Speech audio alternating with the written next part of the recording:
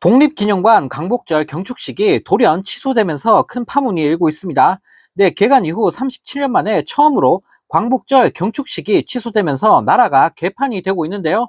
네, 독립기념관은 오는 15일 오전 10시부터 독립운동가 후손과 참가를 희망한 100가족 등이 참석한 가운데 광복절 경축식을 개최할 예정이었다고 합니다.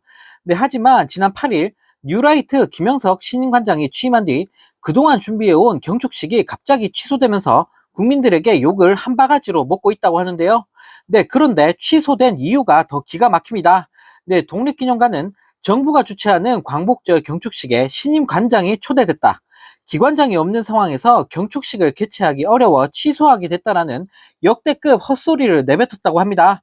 네, 광복절 경축 행사는 독립기념관이 매년 개최하는 문화 행사 중 최대 행사라고 하는데요.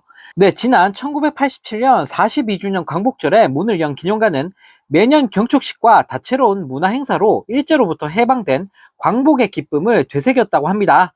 네, 지난 2021년 코로나19 확산으로 비대면 행사가 열리기도 했지만 광복절을 기념하지 않은 해는 개관 이후 37년 만에 올해가 처음이라고 하는데요. 네, 한편 이 소식을 접한 네티즌들은 진짜 나라 팔아먹을 놈들이 득실득실 거리는구나. 나라 꼴이 말이 아니다. 조상들한테 부끄럽지도 않냐. 이딴 놈들이 보수를 한다. 이런 매국노 정권은 처음 보네 라는 댓글을 달며 비판했다고 합니다. 네, 정말 어이가 없습니다. 이젠 하다하다 광복절 행사마저 날려버린 윤석열 정부인데요. 네, 정말 대통령 하나 잘못 뽑았다가 별꼴을 다 보고 있는 대한민국입니다. 네, 또 다른 소식입니다. 정신 나간 일본 정부가 한국 조사선이 독도 주변에서 해양조사 활동을 하고 있어 이에 대해 강력히 항의했다라고 밝히면서 우리 국민들을 열받게 만들고 있습니다. 네, 일본 외무성은 11일 보도 자료를 내고 다케시마 남서쪽 우리나라 배타적 경제수역에서 한국 조사선이 와이어와 같은 것을 바닷속에 투입하고 있는 것을 확인했다라며 헛소리를 날렸다고 하는데요. 네, 그러면서 일본 외무성은 한국 측에서 사전 동의 등 신청은 없었다라는 말 같지도 않은 소리까지 덧붙였다고 합니다.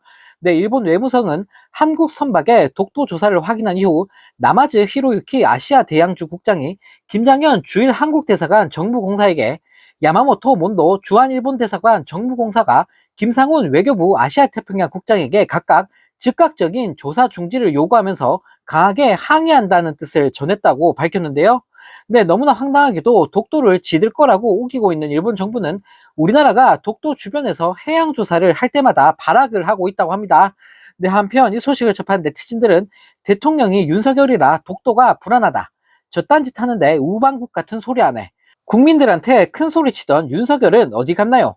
왜 찍소리도 안 하나요? 라는 댓글을 달며 비판했다고 합니다. 네, 정말 어이가 없습니다. 일본이 대놓고 도발을 하는데도 이놈의 정부는 도대체 뭐 하고 있는 걸까요? 네, 일본의 머리를 조아리고 역사까지 팔아넘기면서 대한민국을 박살내고 있는 윤석열 정부를 보고 있으니 네, 정말 기가 찰 따름입니다. 네, 이런 가운데 일본의 집권 여당인 자민당이 조선인 강제동원이 빠진 채 사도광산이 유네스코 세계유산에 등재된 것과 관련해 일본 정부가 열심히 외교 교섭을 했다라며 윤 대통령을 호구 취급하면서 아주 제대로 신이 났다고 하는데요.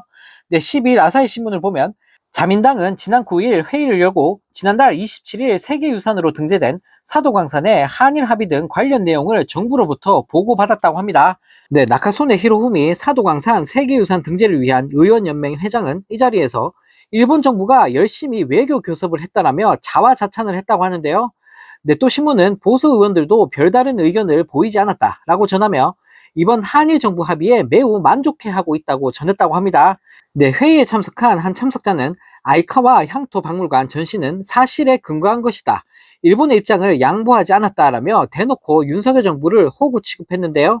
네, 심지어 자민당 중진 중의원은 지난 6월 한일이 초계기 위협 비핵 문제를 합의한 것까지 언급하며 한국에서 친일 정권이 들어섰기 때문에 우리도 타협하기 쉬워졌다라는 말까지 내뱉었다고 합니다. 네, 한편 이 소식을 접한 네티즌들은 일본 극우들이 인정하는 친일 매국 윤 정권, 친일 한국 정부 덕에 이런 굴욕적인 기사를 보게 되다니 국격 날아가는구나. 용산 총독부라는 말이 괜히 생긴 게 아님이라는 댓글을 달며 비판했다고 하는데요.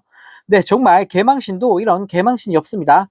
우리나라 정부가 일본한테 친일 정권이라는 소리를 듣게 되다니 네, 진짜 너무나 화가 나는데요. 네, 이런 수준 낮은 인간들이 나라를 이끌고 있다는 사실이 정말 믿겨지지가 않습니다.